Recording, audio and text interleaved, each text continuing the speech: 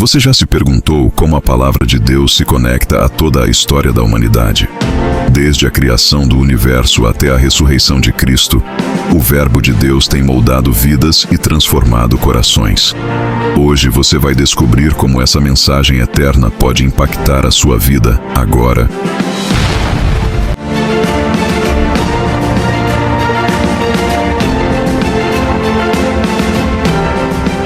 No princípio, antes de qualquer montanha se erguer ou de qualquer estrela brilhar no céu, havia algo poderoso e eterno: o Verbo de Deus. O Verbo não apenas estava lá, ele era o agente da criação, o comando que trouxe tudo à existência. Mas o que isso significa? Como podemos entender o papel do Verbo no início de todas as coisas? Hoje vamos explorar essa jornada celestial, desde as primeiras palavras de Gênesis até a revelação de João no Novo Testamento. O primeiro versículo da Bíblia nos transporta para um tempo antes do tempo. No princípio, criou Deus os céus e a terra. Gênesis 1:1. Esse ato extraordinário começa com uma palavra poderosa: disse Deus. O Verbo se manifesta aqui como a expressão criativa de Deus, a ordem que transforma o caos em cosmos. Quando Deus diz, haja luz, Gênesis 1:3, a luz irrompe na escuridão, obedecendo instantaneamente a sua palavra. Isso nos mostra algo extraordinário. A palavra de Deus não apenas comunica, ela cria. Ela tem o poder de transformar a realidade. Lentamente, enquanto a narração continua, imagine o silêncio absoluto do vazio sendo rompido pela voz do Criador. Cada palavra de Deus dava forma ao nada, como um artista que pinta uma tela com um pincel de poder infinito. Mas o que é ainda mais surpreendente é que o apóstolo João, séculos depois, revelou que o Verbo era muito mais do que palavras faladas, destacando o peso das palavras. No princípio era o Verbo, e o Verbo estava com Deus, e o Verbo era Deus. João 1:1. Aqui João nos mostra que o Verbo não é apenas uma força criativa, ele é uma pessoa. Ele é eterno, coexistindo com Deus desde o princípio. E ainda mais incrível, ele é Deus. Todas as coisas foram feitas por ele, e sem ele, nada do que foi feito se fez. João 1:3. Quando lemos Gênesis, agora podemos entender que Jesus, o Verbo encarnado, estava presente em cada palavra criadora. Isso significa que, desde o início, Jesus é a essência criativa da palavra de Deus. Quando Deus disse, haja luz, era o poder de Cristo, o Verbo eterno, que fazia essa luz surgir. Que grande mistério e que grande amor saber que o mundo foi criado por meio dele. E o que dizer da beleza e da ordem da criação? A palavra de Deus não trouxe apenas existência, mas também harmonia. Ele separou as águas do céu, definiu os limites dos mares, fez brotar plantas e encheu os céus de aves e os mares de peixes. Cada detalhe, desde a majestade das galáxias até a simplicidade de uma flor, testemunha o poder do Verbo. Quando contemplamos a criação, ouvimos o eco daquela palavra inicial que ainda ressoa na beleza do universo. Você já parou para pensar que tudo o que vemos é sustentado pela palavra de Deus?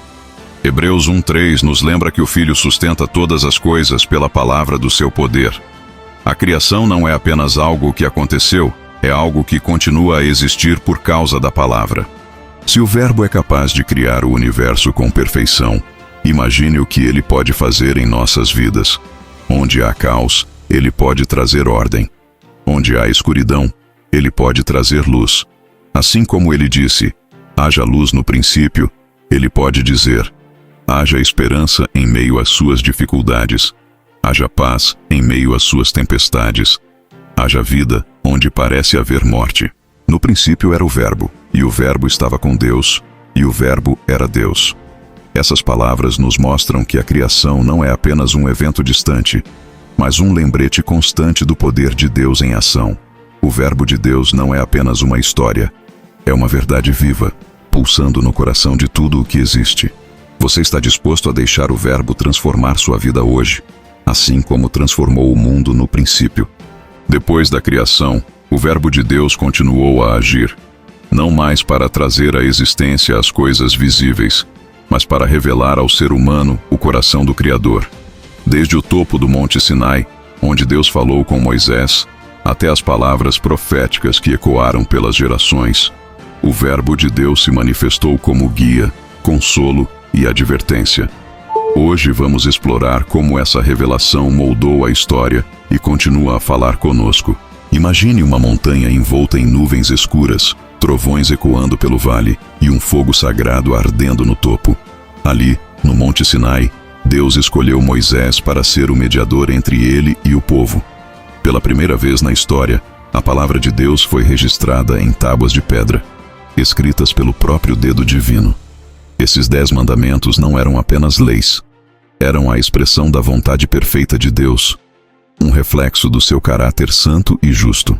Os 10 mandamentos foram entregues para ensinar ao povo como viver em santidade, como amar a Deus acima de todas as coisas e como tratar o próximo com justiça e compaixão. Mas mais do que isso, essas palavras escritas simbolizavam algo maior. Deus estava revelando o seu desejo de se comunicar conosco. Ele não era um criador distante, mas um Deus que falava e se relacionava. Pense nisso. O Deus que criou o universo parou para falar conosco. Cada palavra gravada na pedra ecoa sua autoridade e amor eterno. Após Moisés, Deus levantou homens e mulheres chamados profetas para levar sua palavra ao seu povo. Os profetas eram como trombetas divinas, proclamando mensagens de arrependimento, promessa e esperança. Mas quem eram eles? Eram pessoas comuns, chamadas para uma missão extraordinária: falar em nome de Deus. Isaías, o profeta que viu o Senhor sentado em um alto e sublime trono, proclamou palavras que ecoam até hoje. O povo que andava em trevas viu uma grande luz. Isaías 9:2. Ele previu a vinda do Messias, descrevendo-o como o servo sofredor que levaria sobre si os pecados do mundo. Isaías 53. Isaías não falava por si mesmo, suas palavras vinham diretamente do Verbo, que era o próprio Deus. Jeremias, conhecido como o profeta chorão, carregava o peso da rejeição. Ele trouxe mensagens difíceis, como em Jeremias 1:9, onde Deus diz: "Eis que ponho as minhas palavras na tua boca." Apesar do sofrimento, Jeremias confiava que o Verbo de Deus era poderoso para transformar corações endurecidos. E o que dizer de Ezequiel? Ele foi levado em espírito a um vale cheio de ossos secos. Deus lhe perguntou: "Filho do homem, poderão viver estes ossos?" E ao ouvir o comando de Deus para profetizar, Ezequiel declarou o verbo: "Assim diz o Senhor Deus: Vinde, Espírito, e assoprai sobre estes mortos para que vivam." Ezequiel 37, 4-9. E os ossos ganharam vida, mostrando que a palavra de Deus é cheia de poder e autoridade. Não foi apenas um alerta. Ele também trouxe consolo ao seu povo. Quando Israel foi levado ao exílio, os profetas foram como faróis em meio à escuridão, anunciando que Deus não havia se esquecido deles. Veja, por exemplo, as palavras de Isaías: "Não temas, porque eu sou contigo. Não te assombres, porque eu sou o teu Deus." Isaías 41:10. Essas palavras trouxeram esperança em tempos de desespero. O Verbo de Deus guiava os passos do povo e os chamava de volta à comunhão com ele. Por meio dos profetas, Deus revelou seu plano eterno de redenção, um plano que culminaria na chegada do Messias. Ezequiel nos deu uma visão poderosa do que o Verbo de Deus pode fazer: trazer vida onde há morte, esperança onde há desolação. Mas ele não foi o único a revelar o poder transformador do Verbo. Outros profetas se levantaram para proclamar a mensagem divina em tempos de crise, exílio e restauração. Cada um deles, inspirado pelo Espírito, carregou o peso da revelação com palavras que ecoam até hoje. Entre os profetas, Daniel se destacou como uma voz que revelou o Verbo em meio aos poderosos reinos da terra. Ele não foi apenas um profeta, mas um homem de grande sabedoria e visão, colocado estrategicamente no centro do Império Babilônico. Por meio dele, Deus mostrou que seu Verbo governa sobre todas as nações e que nenhum reino humano pode resistir ao seu plano eterno. Lembre-se da cova dos leões. Quando Daniel foi jogado ali por sua fidelidade à palavra de Deus, a boca dos leões foi fechada. Esse evento não foi apenas uma demonstração de proteção divina, mas uma declaração de que o Verbo tem autoridade até mesmo sobre a natureza. Daniel também revelou o Verbo através de visões, como o sonho da estátua de Nabucodonosor, onde cada parte representava um reino. O Verbo aqui trouxe clareza sobre o futuro, mostrando que o reino de Deus destruiria todos os reinos terrenos e duraria para sempre. Assim, Daniel nos ensina que o Verbo não é limitado pelo tempo ou pelo poder humano. Ele é eterno e soberano. Enquanto Daniel revelou a soberania de Deus, Oséias proclamou o Verbo como expressão de amor e perdão. Deus chamou Oséias para uma missão que parecia impossível: casar-se com Gomer, uma mulher infiel, para simbolizar o relacionamento entre Deus e Israel. Por meio dessa história dolorosa, o Verbo nos mostra o quanto Deus ama o seu povo, mesmo quando somos infiéis. Quando Gomer o abandonou e caiu em desgraça, Oséias a resgatou, pagando o preço para tê-la de volta. Essa ação ecoa o Verbo de Deus, que apesar de nossa rebeldia, nos busca e nos redime. As palavras de Oséias são um lembrete poderoso do coração de Deus. Eu os curarei da sua infidelidade. Eu os amarei de bom grado. Oséias 14:4. O Verbo, através de Oséias, não apenas adverte, mas também convida. Ele chama o pecador ao arrependimento e promete restauração àqueles que se voltarem para a futura obra do Verbo, a promessa de que Deus derramaria seu Espírito sobre toda a carne.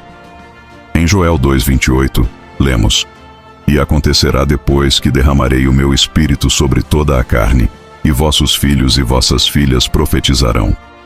Essas palavras não eram apenas para o Israel daquele tempo, mas para todas as gerações. Essa promessa foi cumprida no dia de Pentecostes, quando o Espírito desceu sobre os discípulos em Jerusalém. O Verbo, aqui, se conecta ao poder do Espírito, capacitando homens e mulheres comuns a proclamarem as maravilhas de Deus. Se você gostou deste vídeo, deixe o seu like e se inscreva no canal.